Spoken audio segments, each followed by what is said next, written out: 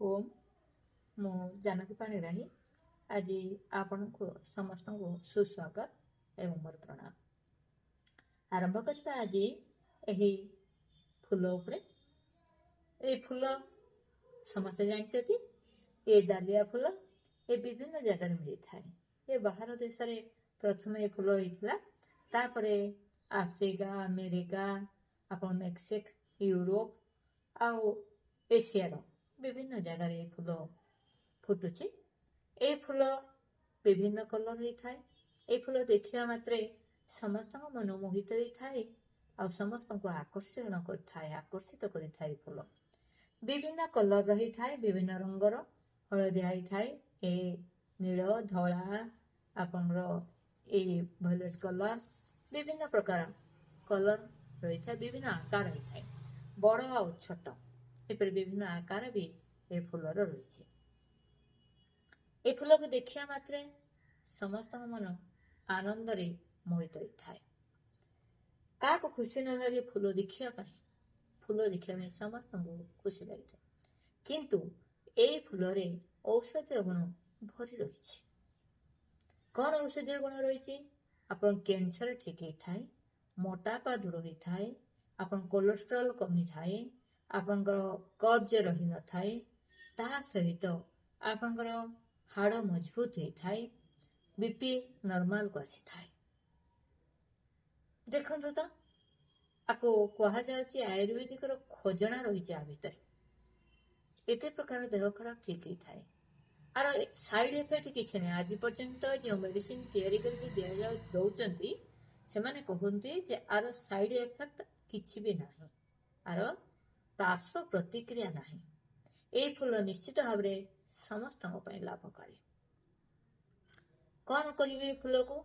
Cancer आपनकर महिला मानकर स्तन कैंसर, ब्रेड कैंसर जाको कहै, स्तन कर्कटक जाको कहै, ए फूल को बाटिक आप गुला दे लेप देवे। ए फूल आप ग्राइंडर कर दे कि क्षीर सहित मिसेकी आप पीबे सरबत भाव में, ताहले आप हाड़ मजबूत होता है, बीपी नॉर्मल को आसता है, कोलेस्ट्रॉल रे आपन लाभ मिलता है, आपन ब्रेड कैंसर रे आपन लाभ मिलता है। आप अलग जो मेडिसिन खाऊंटे खातु किसी असुविधा नहीं, किंतु आपको दिन में 3 थर खातु, देखिए ब्रेस्ट कैंसर रे आपन बहुत लाभ मिलता है। मासिक धर्म समय मासिक धर्म जो रही जाए से महिला मानकर साइड इफेक्ट द्वारा बहुत प्रकार समस्या सृष्टि होता है।